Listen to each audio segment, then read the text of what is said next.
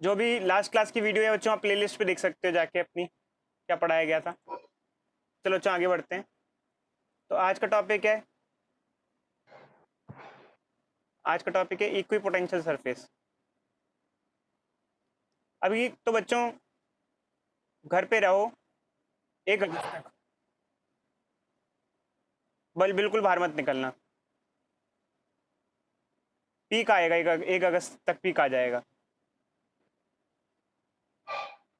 Yes sir.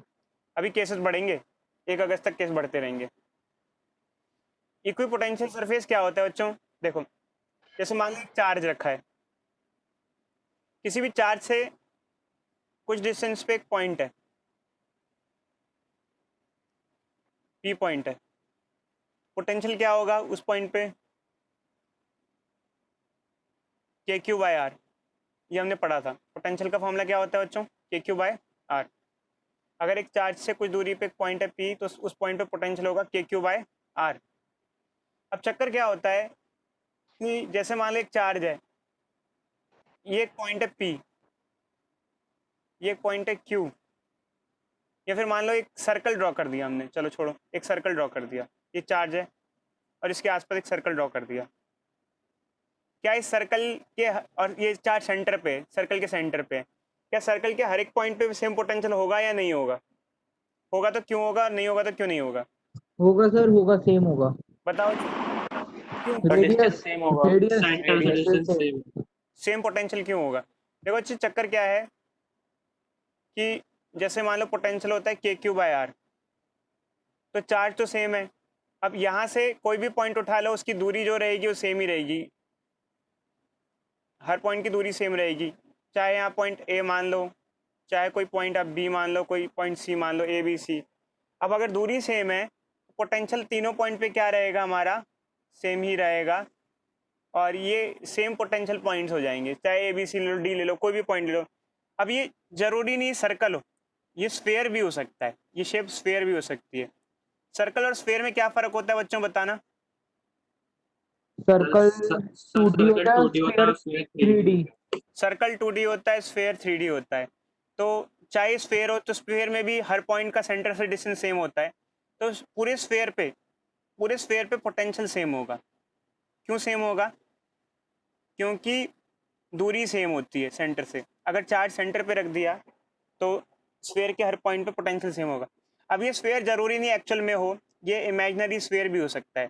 Imaginary sphere जैसे मान लो एक चार्ज है, ये एक चार्ज है हमारे पास, और ये इसके आसपास एक इमेजिनरी स्फेयर है, और ये जो चार्ज है ये स्फेयर के सेंटर पे रखा हुआ है।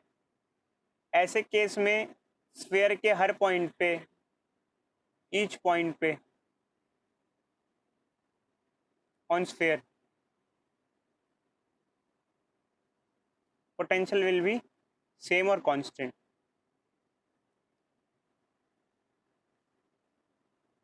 समझे बच्चे? हर पॉइंट पे पोटेंशियल क्या होगा? सेम होगा और कांस्टेंट होगा।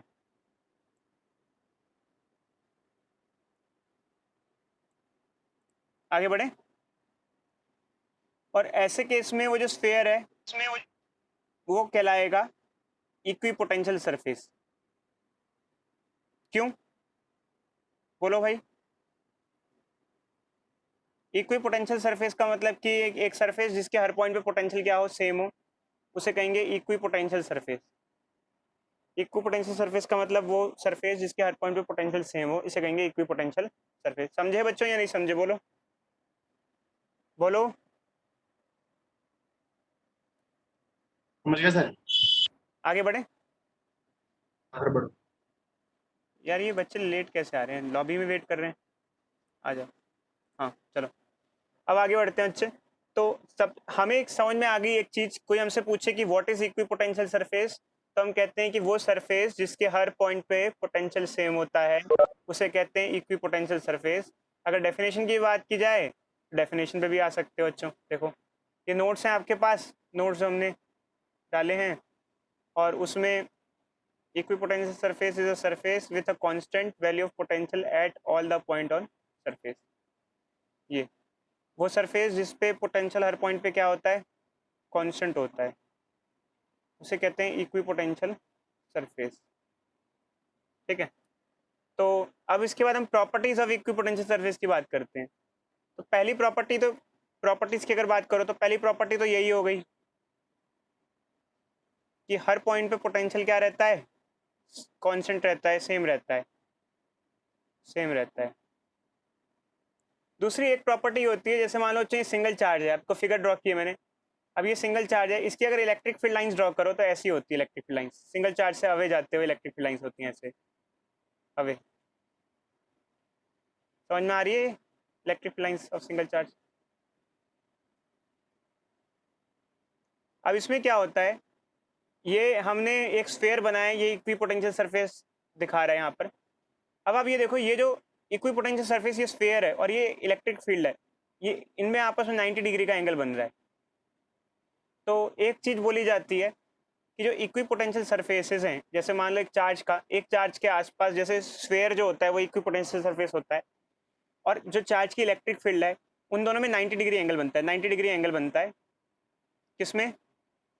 इलेक्ट्रिक फील्ड में एंड सरफेस में। कौन से सरफेस में? इक्विपोटेंशियल सरफेस में। अच्छा, इसके अलावा एक और पॉइंट आता है प्रॉपर्टी में, उस पॉइंट को बताने से पहले मैं आपसे एक चीज पूछना चाहता हूँ। अच्छे, ये मान लो ये अर्थ है, ये सरफेस है, अगर आप एक मास को यहाँ से मूव करते हो, सेम हाइट पे है, मतलब हाइट सेम ही है, h और h, बताओ वर्क डन अगेंस्ट ग्रेविटी क्या होगा? वर्क डन अगेंस्ट ग्रेविटी कितना हुआ? चलो उसको इस पॉइंट से उस पॉइंट ले गए, ए पॉइंट से बी पॉइंट पे उठा के ले गए मान लो, जीरो हो जाएगा। तो जीरो है, अगेंस्ट ग्रेविटी जीरो है। क्यों बच्चे बताओ? हमने तो वर्क किया यार, हमने तो डिस्प्लेस किया उसको एक जगह से दूसरी जगह, फिर वर्क डन अगेंस्ट ग्रेविटी क्यों जीरो हुआ? सर फोर्स सेम रहा ना, कोई एक्सटर्नल मतलब किसी के अगेंस्ट वर्क नहीं किया में हमने। जो पॉइंट होते हैं, देखो अच्छे, एक्चुअली क्या हुआ, जैसे दोनों जगह फोर्स सेम लग रहा है उस पे। सेम हाइट के पॉइंट पे आप लेके गए उसको, आपने हाइट चेंज की नहीं, तो ग्रेविटी के अगेंस्ट वर्क तो तब माना जाता है जब हाइट चेंज करो, आप हाइट को बढ़ाओ, तब आप अगेंस्ट ग्रेविटी वर्क कर रहे हो। तो यहाँ पर भले ही आपने वर्क किया हो, but against gravity work done zero है। अब सेम सिचुएशन यहाँ पे भी होती है, जैसे मान लो एक चार्ज है, ये हमारा एक बहुत बड़ा चार्ज रखा हुआ है Q, ठीक है, और इसके आसपास मान लो इक्विपोटेंशियल सरफेस आपने ड्रॉ कर दिया, ये इस सरफेस, ये इमेजिनरी सरफेस है, इसके हर पॉइंट पे पोटेंशियल क्या रहेगा? सेम रहेगा। तो मान लो कि अभी ये सिंगल चार्ज है, आपने एक स्मॉल क्यू यहाँ चार्ज ला के रख दिया, पहले यहाँ पोटेंशियल था, अब ये यहाँ पोटेंशियल एनर्जी होगी, किस किस की वजह से पोटेंशियल एनर्जी होगी? कैपिटल क्यू और स्मॉल क्यू। ठीक है, बट मान लो इस स्मॉल क्यू को हम ए पॉइंट से, ये ए पॉइंट है, इससे हटा के बी पॉइंट पे ले आते हैं, तो क्या मैंने इस प्रोसेस में कोई वर्क डन किया अगेंस्ट इलेक्ट्रिक फील्ड? क्या कोई वर्क डन हुआ अगेंस्ट इलेक्ट्रिक फील्ड या नहीं हुआ? No sir, no sir. बताओ बच्चे, क्यों नहीं हुआ? क्यों नहीं हुआ? डिस्टेंस तो सेम है ना सर। शाबाश बच्चे, ऐसा नहीं हम उसको पास लेके आए, जैसे अंदर लेके जाते, ऐसे चार्ज के ज़्यादा नियर बाय लेके जाते, डिस्टेंस कम करते या बढ़ाते तो कुछ बात थी। अभी भी देखो, पहले भी उसका डिस्टेंस सेम था और अभी भी डिस्टेंस तो सेम ही है, तो हम इलेक्ट्रिक फील्ड के अगेंस्ट तो लेके गए नहीं ना, डिस्टेंस सेम है, तो यहाँ work done against electric field क्या रहेगा? हमारा जीरो रहेगा। तो इसको, सर हाँ बोलो बच्चे बोलो। समझ में तो आ गया, लेकिन इसको लिखेंगे कैसे अगर लिखने को आ जाए तो? अभी बच्चे बताते हैं, नोट्स में दिया हुआ है यार इसको। तो एक्चुअली क्या होता है कि अगर आप एक चार्ज को मूव कराते हो इक्विपोटेंशियल सरफेस पे, जैसे आपने स्मॉल क्यू चार्ज को मूव कराया इक्विपोटेंशियल सरफेस पे, तो वर्क डन जीरो होगा। क्यों?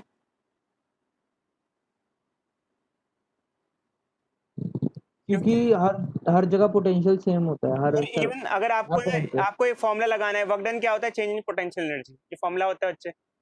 चेंज इन पोटेंशियल एनर्जी क्या होता है? Final potential minus initial potential. Initial final potential क्या होता है? चार्ज इनटू ये, इसको हम ये लिख सकते हैं, पोटेंशियल एनर्जी को Q charge by into R। Potential लिख सकते हैं, और इसको हम चार्ज इनटू इनिशियल पोटेंशियल लिख सकते हैं ऐसे, और चार्ज को कॉमन ले लो तो फाइनल पोटेंशियल माइनस इनिशियल लिख सकते हैं। अब दोनों और वो पोटेंशियल सेम ही है, तो जीरो हो जाएगा, कैपिटल Q by R। तो ये जीरो आ जाएगा।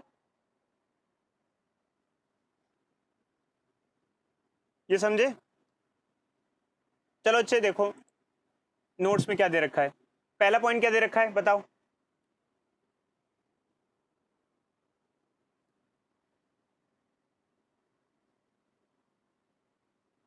इलेक्ट्रिक फील्ड इक्विपोटेंशियल सरफेस से 90 डिग्री एंगल बनाती है, बताया था आप लोगों को। Yes sir. दूसरा बताया था कि कोई पोटेंशियल डिफरेंस नहीं होता दो पॉइंट में इक्विपोटेंशियल सरफेस में।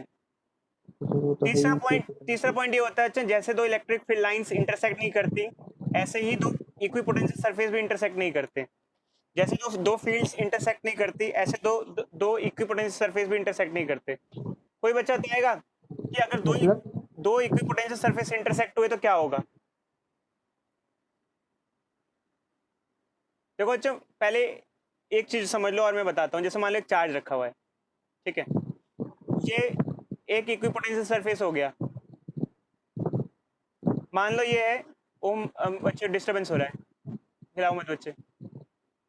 हाँ, मान लो ये इक्विपोटेंशियल सरफेस है 10 वोल्ट का, और मान लो ये इक्विपोटेंशियल सरफेस है 5 वोल्ट का।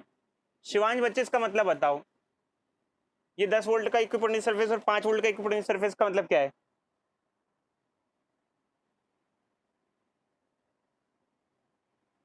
सर जी ऐसे नहीं पता, भूल गया। तुषार मतलब बताओ इसका। कितना चार्ज बोलो भाई बोलो। सर ऐसा कुछ होता है कि वहां पर चार्ज लाया जाएगा 10 वोल्ट का, वो करंट वो करेगा वो ऐसे। सर इतना इन्फ्लुएंस लगेगा, इन्फ्लुएंस इसका 10 वोल्ट का मतलब ये है कि इसके हर पॉइंट पे पोटेंशियल 10 वोल्ट का है। इस सरफेस के ये स्फीयर दिख रहा है, इसके हर पॉइंट पे पोटेंशियल 10 वोल्ट का है, और इसके हर पॉइंट पे पोटेंशियल क्या है 5 वोल्ट का है। ये दो अलग अलग इक्विपोटेंशियल सरफेस है। ये मान लो एक्स इक्विपोटेंशियल सरफेस है और ये वाई। दो अलग अलग इक्विपोटेंशियल सरफेस हो सकते हैं, बिल्कुल हो सकते हैं। चार्ज से जैसे जैसे दूर जाते जाओगे अलग अलग इक्विपोटेंशियल सरफेस मिलते जाएंगे, और वैसे भी चार्ज से जब दूर जाते हैं तो पोटेंशियल घटता जाएगा। तो जैसे मान लो पास में 10 वोल्ट का इक्विपोटेंशियल सरफेस है और दूर में 5 वोल्ट का इक्विपोटेंशियल सरफेस है। वाई के हर पॉइंट पे 5 वोल्ट का पोटेंशियल है और एक्स के हर पॉइंट पे 10 वोल्ट का पोटेंशियल है। समझ में आया बच्चे। अब जैसे मान लो दो इक्विपोटेंशियल सरफेस इंटरसेक्ट क्यों नहीं करते। जैसे मान लो ये इक्विपोटेंशियल सरफेस है और ये इक्विपोटेंशियल सरफेस है, और दोनों अलग अलग नेचर के हैं, मतलब दोनों की वैल्यू अलग अलग है। दोनों की वैल्यू अलग अलग है। जैसे मान लो ये 10 वोल्ट की वैल्यू है इसकी, और इसकी 5 वोल्ट की वैल्यू है। तो इस पॉइंट पे तो ये इंटरसेक्ट कर रहे हैं, तो इस पॉइंट पे दोनों हो गया, 10 भी हो गया 5 भी हो गया। तो हो नहीं, ऐसा पॉसिबल नहीं हो सकता कि एक पॉइंट पे दो पोटेंशियल हो, इसलिए दो इक्विपोटेंशियल सरफेस इंटरसेक्ट नहीं करते। समझे बच्चों। Yes sir. तो दो इक्विपोटेंशियल सरफेस इंटरसेक्ट नहीं करते हैं। अच्छा, यहाँ पर ना एक फॉर्मूला और सीखने को मिलता है, ध्यान से समझना। जैसे हमने आपको बताया था कि एक होता है पोटेंशियल, एक होता है पोटेंशियल एनर्जी। तो और इन दोनों के बीच में क्या रिलेशन होता है। पोटेंशियल होता है potential energy per unit charge, ये भी बताया था हमने आपको। या फिर इसको ऊपर ले जाओ तो इससे क्या हो जाता है, पोटेंशियल एनर्जी क्या हो जाता है, चार्ज इनटू पोटेंशियल। तो कई बार हम ये फॉर्मूला यूज़ करते हैं, तो इसमें हम लोग ना यहाँ डेल्टा यूज़ कर लेते हैं। Delta U is equal to Q delta V. ये फॉर्मूला क्या हुआ, जब कभी चेंज इन पोटेंशियल आपको पता हो तो चेंज इन पोटेंशियल एनर्जी भी आप निकाल सकते हो इसकी हेल्प से। अगर आपको डेल्टा वी पता हो तो डेल्टा यू भी आ जाता है। अब ये कैसे आया भाई, सीधी सीधी बात है। अगर आप इसके दो एक्सप्रेशन बनाते हो, दो बना लेते हो, जैसे क्या, इनिशियल का बना लो और एक फाइनल का बना लो, दोनों को माइनस कर दो, फाइनल को इनिशियल से माइनस कर दो, तो ये हो जाएगा डेल्टा यू, और यहाँ क्यू कॉमन हो जाएगा और ये हो जाएगा डेल्टा वी। ये समझे बच्चे या नहीं समझे, बोलो बोलो। समझ गए सर। अब ये कॉन्सेप्ट कहाँ से आता है, इसका यूज़ क्या होता है, ध्यान से समझना। देखो बच्चे, ये कॉन्सेप्ट क्या आता है और इसे इसे कहाँ यूज़ करते हैं। Delta U is equal to Q delta V. यहाँ पर बच्चों बहुत ढंग से चीज़ समझना। एक इलेक्ट्रॉन रखा हुआ था, खाली था, पड़ा हुआ था अपनी जगह पर, उसको काम धाम नहीं था। जैसे लॉकडाउन हुआ है तो खाली था, उसको बाहर जाना नहीं था, ठीक है, कुछ है नहीं इसको करने के लिए, इसके आसपास कोई चार्ज ही नहीं है, पड़ा रहेगा अपनी जगह पर। कब तक पड़ा रहेगा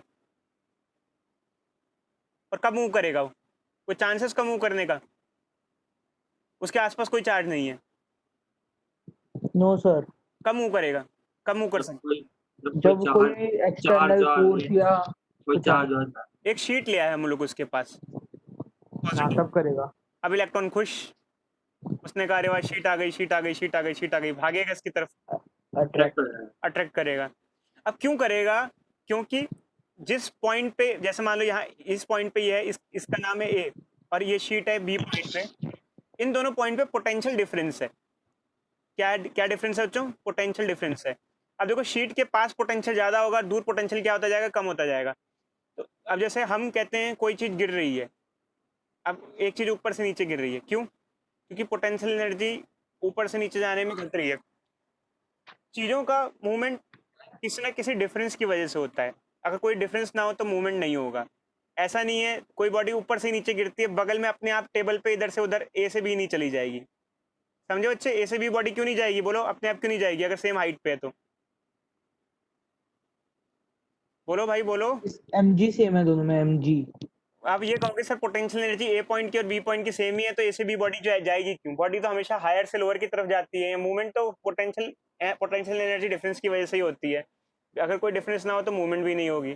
समझे या नहीं समझे बच्चे?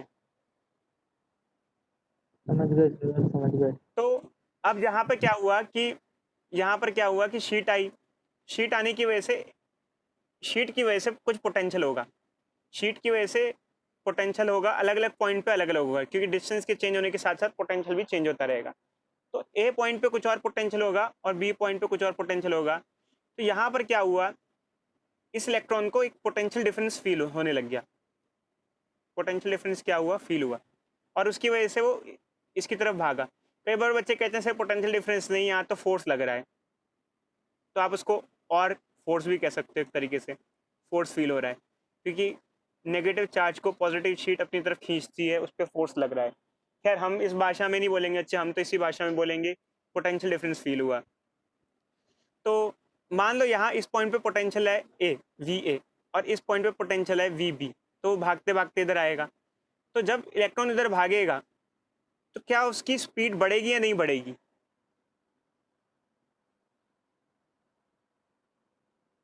क्या इलेक्ट्रॉन ए से बी भागेगा, क्या उसकी स्पीड बढ़ेगी या नहीं बढ़ेगी? बढ़ेगी सर। कैसे एक्सप्लेन करोगे बच्चे उसकी स्पीड? कैसे एक्सप्लेन करोगे उसकी स्पीड का बढ़ना? उसमें ट्रैक्शन बढ़ने लग जाएगा ना, तो सबसे ज्यादा। पहले आप कहोगे सर अट्रैक्शन की वजह से बढ़ेगी, जैसे बॉडी गिरती है नीचे तो उसकी स्पीड बढ़ती है। दूसरा मैं ये भी कह सकता हूँ कि पोटेंशियल एनर्जी काइनेटिक एनर्जी में कन्वर्ट हो जाएगी। समझे या नहीं हाँ, समझे? पोटेंशियल एनर्जी कम होती जाएगी पास, जैसे जैसे पास जाएगी। हाँ बिल्कुल बच्चे, शाबाश। क्योंकि जब बॉडी अपने आप मूव करती है तो उसकी पोटेंशियल एनर्जी कम होती जाती है। जैसे मान लो एक बॉडी को आपने ड्रॉप कर दिया, तो जब वो नीचे जाती जाती है अपने आप मूव करती है फील्ड की वजह से, तो पोटेंशियल एनर्जी घटती जाती है और काइनेटिक एनर्जी बढ़ती जाती है। तो ऐसा ही कॉन्सेप्ट है। तो जब वो ए से बी जाएगा तो कितना पोटेंशियल एनर्जी में चेंज आ जाएगा? Delta U is equal to Q delta V. और ये डेल्टा वी क्या है? डेल्टा वी क्या है? Potential at B minus potential at A, potential difference between 2 points. ठीक है, और यही जो पोटेंशियल एनर्जी जितनी कम होगी उतनी ही काइनेटिक एनर्जी क्या होगी? काइनेटिक एनर्जी क्या होगी? बढ़ जाएगी। समझे या नहीं समझे? बोलो बच्चे बोलो बोलो। क्या सर, क्या बोल रहे हैं? जितनी पोटेंशियल एनर्जी घटेगी उतनी काइनेटिक एनर्जी क्या हो जाएगी? बढ़ जाएगी। बढ़ जाएगी। तो हम ये कह सकते हैं जब बॉडी ए पॉइंट से बी पॉइंट पे गई तो पोटेंशियल एनर्जी में क्यू डेल्टा वी चेंज आया, और वही जो पोटेंशियल एनर्जी घटी वो किस में कन्वर्ट हो गई? काइनेटिक एनर्जी में कन्वर्ट हो गई। तो आप चाहे तो ये फॉर्मूला भी यूज़ कर सकते हो, kinetic energy is equal to Q delta V is equal to change in potential energy. खैर इसमें साइंस में प्रॉपर यूज़ नहीं कर रहा बच्चे, साइंस ये यूज़ नहीं होते हैं। साइंस अगर यूज़ किए जाएँ तो ये यूज़ होते हैं। जब एक बॉडी ऊपर से नीचे गिरती है तो पोटेंशियल एनर्जी किस में कन्वर्ट होती है? काइनेटिक में। ठीक है, बट यहाँ पर एक नेगेटिव साइन लगा दिया जाता है। कोई बच्चा बताएगा क्यों? नेगेटिव साइन का क्या मतलब होता है? कम हो रही है। देखो, एक तो ये जितनी पोटेंशियल एनर्जी सर कम हो रही है उतनी वो बढ़ रही है। नेगेटिव सर एक बार वापस बताना। हाँ अच्छा, देखो जब एक बॉडी ऊपर से नीचे गिरती है, आमतौर पे ऐसे एक बॉल को हम ड्रॉप करते हैं तो पोटेंशियल एनर्जी घटती है और काइनेटिक एनर्जी बढ़ती है। तो जितनी पोटेंशियल घटेगी उतनी काइनेटिक एनर्जी बढ़ेगी। नेगेटिव साइन ये बताता है कि पोटेंशियल घट रही है और काइनेटिक क्या हो रही है? बढ़ रही है। एक घट रहा है और एक बढ़ रहा है। जैसे एग्जाम्पल लेते हैं बच्चे, ये जो फॉर्मूला आपके सामने दिख रहा है इसको मैं समझाता हूँ। जैसे मान लो इसको हम क्या लिख सकते हैं? फाइनल माइनस इनिशियल, और इसको लिख सकते हैं फाइनल माइनस इनिशियल। ठीक है बच्चे, समझ गए?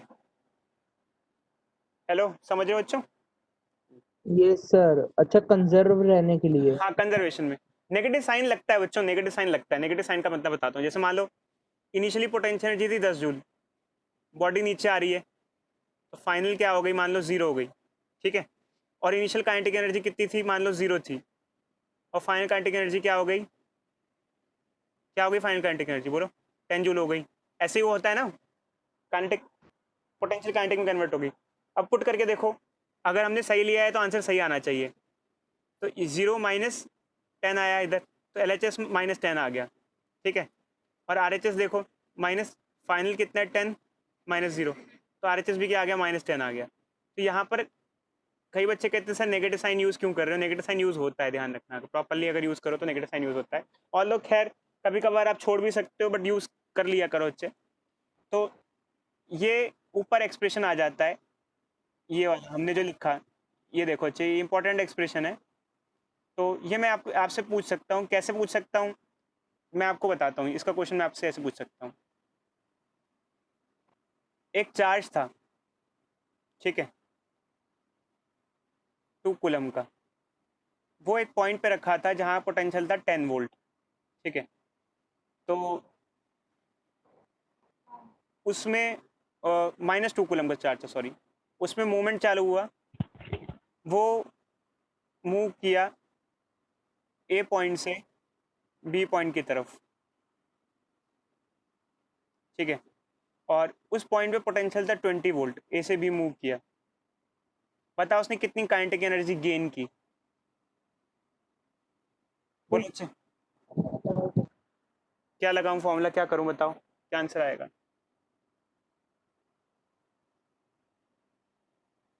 सर काइनेटिक एनर्जी गेन करी है या लॉस करी है? देखो बच्चे, तो जितना उसने पोटेंशियल एनर्जी गेन करेगा काइनेटिक एनर्जी वो basically. Delta E equal to हाँ बच्चे, बोलो बोलो। देखो ये फॉर्मूला यूज होता है ना, इधर देखो, delta U is equal to Q delta V, but जो चेंज इन पोटेंशियल एनर्जी होता है वो minus change in kinetic energy के बराबर होता है। सर 20 आ रहा है, 20 जूल। देखें बच्चों, क्या यूज करेंगे, minus delta K E is equal to Q delta V. तो minus change in kinetic energy, पहले मानो वो रेस्ट पे था, वैसे तो हमें गेन निकालना है, तो हमें कोई मतलब नहीं है इनिशियल फाइनल से, हमें तो चेंज निकालना है। चार्ज कितना है, -2 कूलम, और चेंज इन पोटेंशियल क्या हुआ, फाइनल माइनस इनिशियल कितना हुआ, 10 हो गया। माइनस से माइनस कट गया यहाँ पर, और डिफरेंस ऑफ काइनेटिक एनर्जी क्या आ गया, 20 जूल। तो जब वो एक पॉइंट से दूसरे पॉइंट पे मूव करेगा तो 20 जूल की काइनेटिक एनर्जी वो गेन करेगा। समझे बच्चों? Yes sir. ठीक है, तो अच्छा ये एक फॉर्मूला बन जाता है। अब यहाँ पर ना एक स्पेशल यूनिट भी डिफाइन की जाती है, ध्यान रखना बच्चों। एक यूनिट यूज होती है इलेक्ट्रॉन वोल्ट, एक यूनिट होती है इलेक्ट्रॉन वोल्ट। मैंने आपको जब पढ़ाया था पीछे वाले चैप्टर, तो मैंने बताया था इलेक्ट्रॉन वोल्ट एक यूनिट होती है, बाद में आपको इसके बारे में बताऊंगा। आज यस सर। टाइम आ गया बच्चों इलेक्ट्रॉन वोल्ट बताने का। मैंने कौन सा चैप्टर पढ़ाया था आप लोगों को, न्यूक्लियाई पढ़ाया था, न्यूक्लियाई। न्यूक्लियाई में बताया था मैंने आपको इलेक्ट्रॉन वोल्ट एनर्जी की एक यूनिट होती है। अब कई बार बच्चे कहते हैं सर एनर्जी की कई सारी यूनिट पढ़ रखी है हमने, जूल पढ़ रखी है, मेन तो जूल होती है ऐसा यूनिट, बट एक इलेक्ट्रॉन वोल्ट भी आ गई यूनिट। ये इलेक्ट्रॉन वोल्ट क्या होता है, अगर एक इलेक्ट्रॉन को 1 वोल्ट का पोटेंशियल डिफरेंस दे दिया जाए तो वो जो एनर्जी गेन करेगा उसको 1 इलेक्ट्रॉन वोल्ट कहते हैं। समझे या नहीं समझे बच्चे? देखो, अगर एक इलेक्ट्रॉन रखा हुआ है, उसको कोई पोटेंशियल डिफरेंस नहीं दिया जाए, मतलब हर पॉइंट पे पोटेंशियल सेम हो, इलेक्ट्रॉन काम छोड़ के बैठा रहेगा क्योंकि उसके आसपास कोई चार्ज नहीं है। देखो अच्छा, जैसे ये एक इलेक्ट्रॉन है, अगर इसके आसपास कोई चार्ज नहीं है, कोई फील्ड नहीं है, कोई फोर्स नहीं है, तो ये सालों सालों तक आराम करता रहेगा, वो मूवमेंट नहीं करेगा। बट जैसे ही इसके आसपास कोई चार्ज आ जाएगा, उसकी वजह से फील्ड होगी, उसकी वजह से हर पॉइंट पे पोटेंशियल अलग अलग हो जाएगा, तो वो भागना चालू कर देगा, मूवमेंट चालू करेगा। जैसे मान लो कि आज से कह दिया जाए कि आज से सब बिजनेसमैन सबको खेती किसानी करनी है, यहाँ कोई काम नहीं करना, तो सारे ऐसे बैठ जाएंगे। यहाँ पर भी एक इलेक्ट्रॉन आराम से बैठा रहेगा, बट मान लो कि इसके आसपास चार्ज आ गया तो इसका मोशन चालू होगा। अगर इसको एक वन वोल्ट का पोटेंशियल डिफरेंस मिला, तो वो भागने में जो एनर्जी गेन करेगा उसे कहते हैं 1 इलेक्ट्रॉन वोल्ट, उसे कहते हैं 1 इलेक्ट्रॉन वोल्ट। और 1 इलेक्ट्रॉन वोल्ट कितनी एनर्जी होती है, तो देखो बच्चे डेल्टा यू क्या होता है, क्यू डेल्टा वी। तो ये जो एनर्जी हुई, चार्ज कितना हुआ 1 इलेक्ट्रॉन, और पोटेंशियल डिफरेंस कितना हुआ 1 वोल्ट, 1 इलेक्ट्रॉन वोल्ट। अगर इलेक्ट्रॉन की वैल्यू पुट करोगे तो जूल में भी आ जाएगा। इलेक्ट्रॉन की वैल्यू क्या होती है 1.6 इंटू 10 की power minus 19 joule. 1 electron volt इतने जूल के बराबर होता है।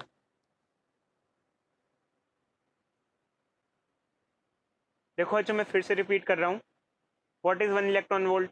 1 इलेक्ट्रॉन वोल्ट जूल की तरह ही एनर्जी की यूनिट होती है। जब किसी एक चार्ज को 1 वोल्ट का पोटेंशियल डिफरेंस दे दिया जाता है, जब एक इलेक्ट्रॉन को 1 वोल्ट का पोटेंशियल डिफरेंस दिया जाता है, तो वो जितनी एनर्जी गेन करता है उसे कहते हैं 1 इलेक्ट्रॉन वोल्ट। 1 इलेक्ट्रॉन में इलेक्ट्रॉन की वैल्यू पुट कर दो तो जूल में आ जाता है। 1 इलेक्ट्रॉन वोल्ट होता है 1.6 इंटू 10 की पावर माइनस 19 जूल। कोई अच्छे डाउट बोलो, बोलो भाई बोलो।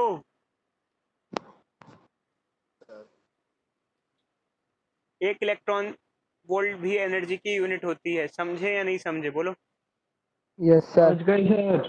ठीक है, क्या होता है एक इलेक्ट्रॉन वोल्ट, एक इलेक्ट्रॉन को 1 वोल्ट का पोटेंशियल डिफरेंस देने पे जो जितनी वो एनर्जी गेन करता है उसे 1 इलेक्ट्रॉन वोल्ट कहते हैं।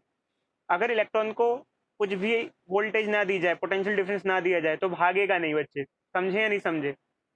सर भाई कुछ पोटेंशियल डिफरेंस मिलेगा तभी तो भागेगा। कोई आसपास चार्ज रखोगे, अलग अलग पॉइंट पे पोटेंशियल अलग अलग होगा, तो ही तो वो भागना चालू करेगा।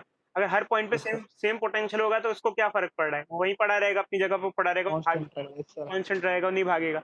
अब जैसे मान लो ये है, मैंने आपको बताया एक बॉडी है, ऊपर से नीचे जब गिरती है तो हाइट का डिफरेंस होगा। अब ए से भी हाइट का डिफरेंस तो ही तो नीचे आएगी। अब टेबल में हर पॉइंट पे हाइट सेम है, तो बॉडी एक जगह से दूसरी जगह क्यों जाएगी, अपनी जगह पे पड़ी रहेगी। Yes sir.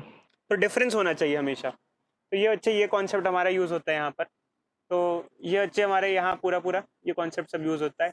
अब हम बात करते हैं फिगर की। देखो बच्चे, फिगर की बात है, आपके सामने एक फिगर है, पॉजिटिव चार्ज का इक्विपोटेंशियल सरफेस ऐसे ड्रॉ करते हैं। देखो बच्चे, ये फर्स्ट फिगर दे रखी है, उसके आसपास इक्विपोटेंशियल सरफेसेस हैं। हर इक्विपोटेंशियल सरफेस की वैल्यू अलग अलग होगी। जैसे मान लो इस इक्विपोटेंशियल सरफेस की वैल्यू 10 वोल्ट है तो इसकी होगी 5 वोल्ट। इसका क्या मतलब है, इस उसके हर पॉइंट पे 10 वोल्ट का पोटेंशियल होगा तो इसके हर पॉइंट पे 5 वोल्ट का पोटेंशियल होगा। सेकंड क्या है, अगर यूनिफॉर्म इलेक्ट्रिक फील्ड हो तो उसकी वजह से इक्विपोटेंशियल सरफेस ऐसे होते हैं, स्क्वायर की फॉर्म में, ऐसे ऐसे। जैसे मान लो ये 15 वोल्ट का पोटेंशियल इक्विपोटेंशियल सरफेस है, तो ये 10 वोल्ट का इक्विपोटेंशियल सरफेस है, तो ये 5 वोल्ट का इक्विपोटेंशियल सरफेस है। यूनिफॉर्म फील्ड किसकी वजह से होती है, शीट की वजह से। शीट, जैसे बच्चों मान लो चार्ज अलग अलग टाइप के होते हैं, हो सकता है सिंगल चार्ज हो। चार्ज कैसे कैसे हो सकते हैं, हो सकता है सिंगल पॉजिटिव हो सकता है सिंगल नेगेटिव हो सकता है डाइपोल हो सकता है डाइपोल हो सकता है एक वायर पे लाइन पे चार्ज हो। ठीक है बच्चों, यस सर। हो सकता है शीट पर चार्ज हो, शीट पर चार्ज हो। ठीक है, तो शीट पे जब चार्ज होता है तो यूनिफॉर्म इलेक्ट्रिक फील्ड होती है। यूनिफॉर्म इलेक्ट्रिक फील्ड के इक्विपोटेंशियल सरफेस ऐसे ऐसे ड्रॉ होते हैं, फिगर में दिखा रखे हैं। अच्छा, अगर डाइपोल हो तो इसकी इक्विपोटेंशियल सरफेस कैसे ड्रॉ होते हैं, ऐसे ड्रॉ होते हैं। कैसे आए वैसे इसके चक्कर में पढ़ना नहीं सर, ये कैसे आया बताना, डीप में जाना, डीप में जाने की कोई जरूरत नहीं भाई, ऊपर ऊपर से पढ़ लो, वही सफिशिएंट है। अगर दो पॉजिटिव चार्ज हो तो इसकी इक्विपोटेंशियल सरफेस ऐसे ड्रॉ होते हैं। खैर इतना ड्रॉ वो करने को आता नहीं बच्चों, बस थोड़ा थोड़ा सा ऊपर से समझ लो, सफिशिएंट है। हाँ, इसके बारे में थोड़ा सा डीप में अभी मैं समझाऊंगा, और भी समझाऊंगा चीज़ आपको, और अभी समझाता हूँ। जैसे मान लो शीट है, जैसे ये हमने पढ़ी थी इनफाइनाइट शीट, ये इनफाइनाइट शीट पढ़ी थी। इनफाइनाइट शीट की इलेक्ट्रिक फील्ड कैसे कैसे होती थी, यूनिफॉर्म होती थी। यूनिफॉर्म फील्ड कैसे होती है, यूनिफॉर्म फील्ड कैसे होती है हमने पढ़ी थी। शीट की इलेक्ट्रिक फील्ड का फॉर्मूला होता है sigma bye 2 epsilon not. Distance पे इंडिपेंडेंट, मतलब कि यूनिफॉर्म फील्ड मतलब कांस्टेंट फील्ड। याद आ रहा है भाई, yes sir. Yes sir. Uniform field ऐसे ड्रॉ होती है पैरेलल लाइंस की फॉर्म में। अगर इसकी इक्विपोटेंशियल सरफेस ड्रॉ करनी है तो ऐसे ड्रॉ होते हैं इसकी इक्विपोटेंशियल सरफेस, ऐसे ऐसे ऐसे। जैसे मान लो इसके इस पॉइंट, ये 10 वोल्ट का इक्विपोटेंशियल सरफेस है, 5 वोल्ट का है, तो 10 वोल्ट का इक्विपोटेंशियल सरफेस मतलब इसके हर पॉइंट पे 10 वोल्ट का पोटेंशियल, लेटेस्ट टेक 10 का हो गया, 12 का हो गया, कुछ भी हो सकता है। अच्छे ये 10 हर पॉइंट पे 10 का हो गया, इसके हर पॉइंट पे 5 का हो गया। अच्छा ये बताओ, ये पास में 10 है, दूर में 5 है, क्यों ऐसा? क्यों पास में पोटेंशियल ज्यादा क्यों है, दूर में पोटेंशियल कम क्यों है? पोटेंशियल डिस्टेंस पे डिपेंड करता है। पास में शीट का इन्फ्लुएंस ज्यादा होगा, दूर में शीट का इन्फ्लुएंस क्या हो जाएगा? कम हो जाएगा। कम। समझे बच्चों या नहीं समझे? यस सर समझ गए। तो ये यस सर समझ गए। सर डायपोल वाला समझा दीजिए, मतलब टाइप देखो चे, मैं वही तो कह रहा हूँ, अभी आपको इतना समझने की नीड नहीं है, बस अभी आप उसको देख लो कैसे आया। तब कई बार आप पूछोगे कि सर ये कैसे आया, बताना इक्विपोटेंशियल सरफेस कैसे आया। ये फिगर में स्पेसिंग्स ऐसे कैसे दिख रही है, यहाँ ज्यादा स्पेसिंग्स हैं या कम स्पेसिंग्स हैं, ये सब ऐसे कैसे आ रहा है? तो खैर सर वो कभी इंटरसेक्ट नहीं करेंगे इनकी जो नहीं lines है। इंटरसेक्ट नहीं करेंगे। तो क्वेश्चन आपके 1000 हो सकते हैं बच्चों की, सर ये ऐसा शेप कैसे आ रही है, तो अभी फिलहाल नीड नहीं है। हाँ बाकी मैं थोड़ा सा एक्सप्लेन करूंगा, तो जितना रिक्वायर्ड है, डिजायरेबल है, उतना मैं एक्सप्लेन करूंगा कि कैसे इक्विपोटेंशियल सरफेस बन रहे हैं। क्योंकि यार देखो, हमारा तो सिंगल चार्ज का इक्विपोटेंशियल सरफेस ज़्यादा इंपॉर्टेंट होता है, बाकी सारे तो आप ऊपर से पढ़ लो जस्ट, कैसे कैसे आ रहे हैं कैसे नहीं आ रहे हैं, समझे? Yes sir. हाँ तो आगे बढ़ते हैं। चलो बच्चों, यहाँ पे हम एक क्वेश्चन भी ट्राई करते हैं, यहाँ से क्वेश्चन भी और समझते हैं, देखते हैं कितने बच्चों को इसकी अंडरस्टैंडिंग हुई है। देखो बच्चे, आ गया ये कैसे होता है, क्या हो गया, फुल स्क्रीन कैसे हो गए?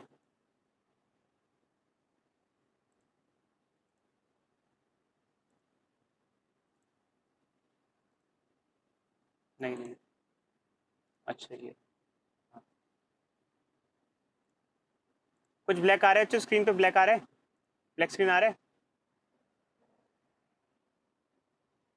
यस सर आ रहा है। आ रहा है, ठीक है। चलो अच्छा क्वेश्चन पूछते हैं, इसका आंसर देना। Okay sir. ये एक डाइपोल है,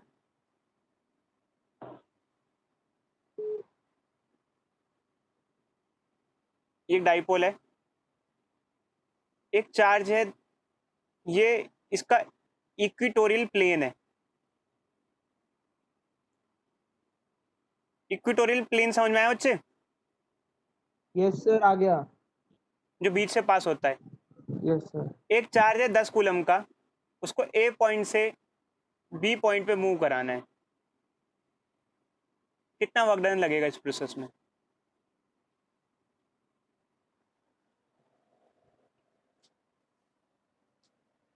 दो मिनट दे रहे हैं बच्चे, सोचो सोचो, बहुत बेसिक आंसर है, बहुत ज्यादा बेसिक आंसर है।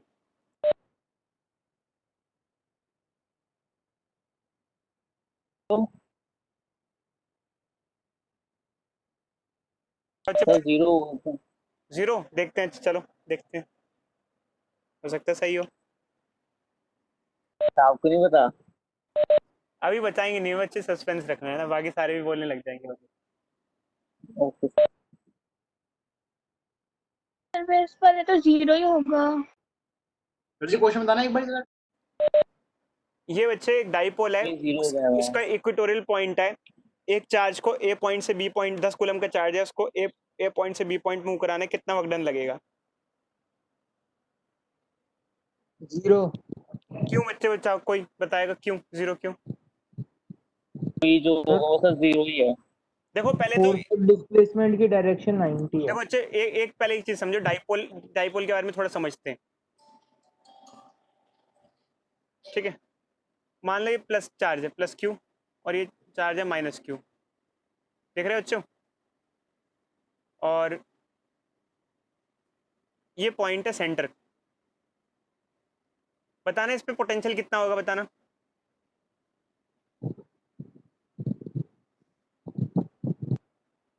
बोलो भाई, बी पॉइंट पे पोटेंशियल क्या होगा? जीरो। क्यों? जितना पॉजिटिव उतना उतना नेगेटिव। नेगेटिव। जीरो। अच्छा मान लो ये लाइन पे, ये पूरा लाइन पे पोटेंशियल कितना होगा, पूरी लाइन पे जो येलो लाइन है, किसी भी पॉइंट पे पोटेंशियल लिया जाए, सर जीरो ही होगा। क्यों बताओ बच्चे? Very good. जैसे मान लो ए पॉइंट पे पोटेंशियल क्या होगा, या बी पॉइंट पे क्या होगा, नीचे वाले क्या होगा? जीरो क्यों होगा बताओ? सर क्योंकि वो सर अपने डिस्टेंस के परपेंडिकुलर जा रहा है ना सर। देखो अच्छे बात ये है कि मैं बताता हूँ दूरी सेम है, दूरी सेम जैसे मान लो ए पॉइंट पे लिया जाए, हाँ क्यू 4 से भी दूरी सेम है और माइनस क्यू ए से भी पॉइंट पे सेम है। पोटेंशियल लेना है तो पॉजिटिव का भी लो और नेगेटिव का भी लो।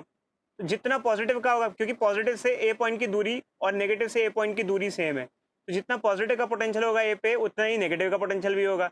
पॉजिटिव का अगर वी हुआ तो नेगेटिव का माइनस वी हुआ, तो नेट क्या हुआ, 0 हुआ। तो डाइपोल, अगर आप एक डाइपोल लेते हो, ठीक है, जैसे ये, तो उसका पूरा इक्वेटोरियल प्लेन जो होता है, प्लेन, ये जो प्लेन ही होता है, ये प्लेन, समझो चाहिए, सेंटर पॉइंट नहीं, पूरा प्लेन, पूरा इक्वेटोरियल प्लेन, उसका पोटेंशियल 0 ही होता है। समझे या नहीं समझे, बोलो भाई बोलो। समझ गए सर। समझ गए सर। पहले मैंने आपको सिर्फ ये बोला था डाइपोल के सेंटर पॉइंट पे पोटेंशियल 0 होता है, अब मैं सिर्फ सेंटर पॉइंट नहीं, पूरा प्लेन की बात कर रहा हूँ।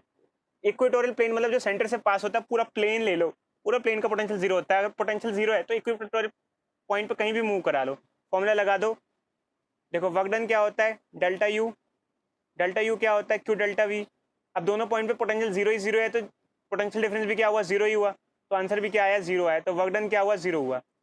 तो इस तरीके से वर्क डन क्या रहा बच्चों, 0 रहा। समझे या नहीं समझे, बोलो। सर अगर फोर्स और डिस्प्लेसमेंट से देखते वो भी तो कर सकते हो, अच्छा वो भी कर सकते हो, बट यार देखो हम तो अभी ये चैप्टर जो सेकंड चैप्टर है ना, तो उसमें फोर्स ना डिस्प्लेसमेंट डील हो रही है, मेनली तो हम लोग यहाँ वो डील कर रहे हैं ना बच्चे, क्या वर्क वर्क वगैरह डील कर रहे हैं ना, पोटेंशियल। बोलो समझे, समझ गए सर। समझ गए, अच्छा वो समझे नहीं समझे, चलो। हम्म।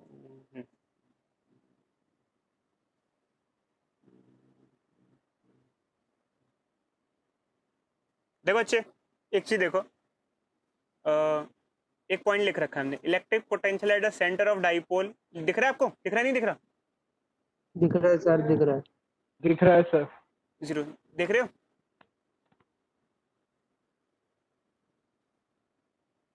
ठीक है।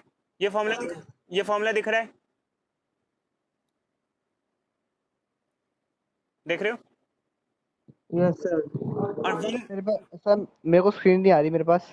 स्क्रीन नहीं आ रही, अच्छा आपके पास, बाकियों के पास आ रही है। Yes sir. यस सर आ रही है। बैक करके यस सर। फिर से आओ, बैक करके लॉग आउट करके आ जाओ फिर से, ओके सर, ओके सर। ठीक है। 1 इलेक्ट्रॉन वोल्ट की डेफिनेशन भी दे रखी है, देख रहे हो बच्चे, 1 इलेक्ट्रॉन वोल्ट क्या होता है। सर अब आ गई एकदम से, अगर मैंने बैक कर ऐसी एकदम से स्क्रीन आ गई। आ जाता है, अच्छे सॉफ्टवेयर है ना।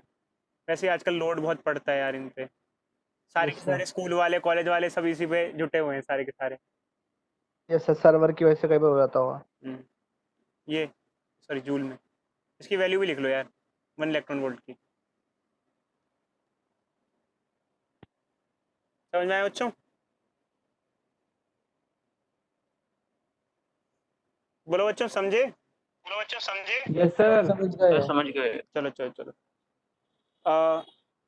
आज की क्लास का आखिरी क्वेश्चन दे रहे हैं बच्चे, चलो देखते हैं कितने बच्चे कर पाते हैं।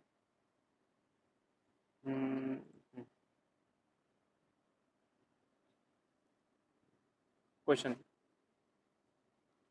5 मिनट का समय दे रहे हैं बच्चे। यूनिफॉर्म इलेक्ट्रिक फील्ड है,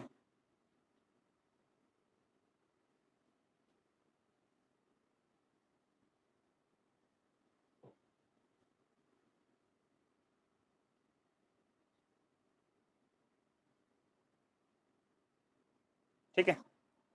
ये इक्विपोटेंशियल सरफेस है दो,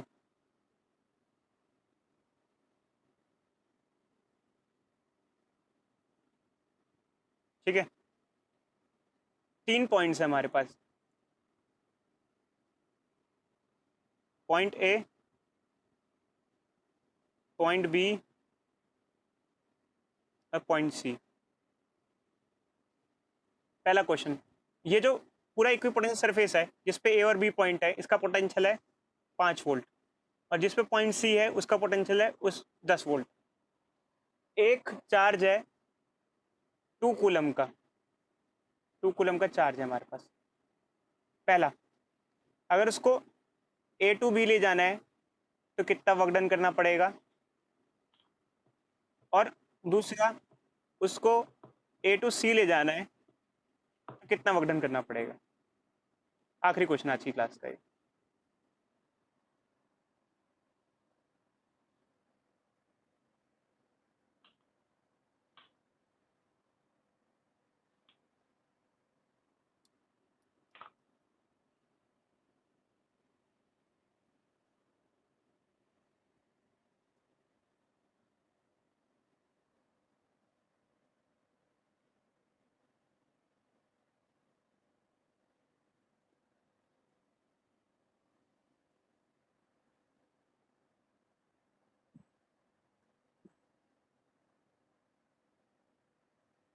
सर बता दूं?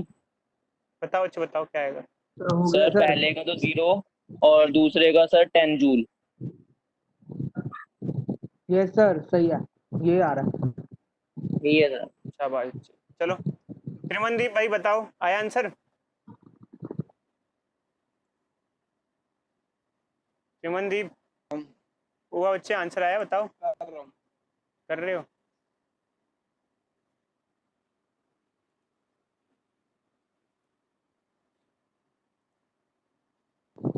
सर इसमें कुछ करना था ना, तो इसमें प्रथम वैल्यू तो दे ही रखी सारी। शिवाय आंसर आया भाई बोलो।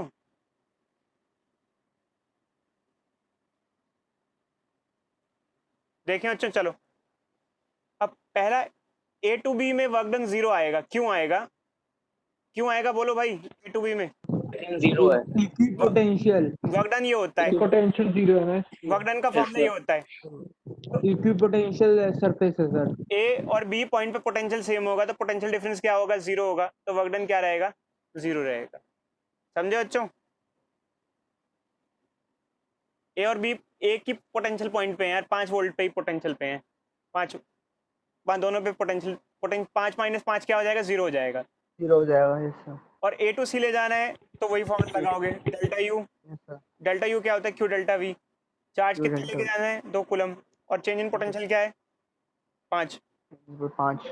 तो क्या आ जाएगा, 10 जूल वर्क डन करना पड़ेगा। समझे बच्चे। Yes sir. Yes sir. 10 joule work किस लिए कर रहे हैं, आप उसको हायर पोटेंशियल पे ले जा रहे हो ना। देखो लोअर पोटेंशियल से हायर पोटेंशियल पे ले जा रहे हो।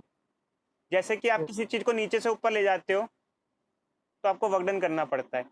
जैसे ये चीज 5 मीटर की ऊंचाई पे रखी थी पहले। अब ये क्वेश्चन को अगर ग्रेविटी की फॉर्म में अगर देखो तो मैं आपको ग्रेविटी की फॉर्म में कन्वर्ट करके दिखा देता हूँ। ए पॉइंट और बी पॉइंट जमीन से सेम हाइट पर है, 5 मीटर 5 मीटर। समझे बच्चे। ग्रेविटी की फॉर्म में अगर ग्रेविटी की तरह समझने की कोशिश करो। और एक पॉइंट है सी जो कि कितनी ऊपर है, 10 मीटर की हाइट पे है। तो अगर ए से भी एक बॉडी को मूव कर रहा है तो वर्क डन अगेंस्ट ग्रेविटेशन कितना होगा, कुछ नहीं होगा, क्योंकि सेम हाइट पे मूव कराने में ग्रेविटी के अगेंस्ट आपने कोई वर्क नहीं किया। समझे या नहीं समझे। समझ गए सर, समझ गए। सर। जबकि ए से सी मूव कराया तो आपने ग्रेविटी के अगेंस्ट ऊपर ले गए ना, तो ग्रेविटी के अगेंस्ट वर्क किया। अब आई बस बात समझ में। Yes sir. तो बच्चों आज यहीं पे बच्चों क्लास सर हाँ बोलो बोलो बच्चों बोलो। ये चैप्टर कितने दिन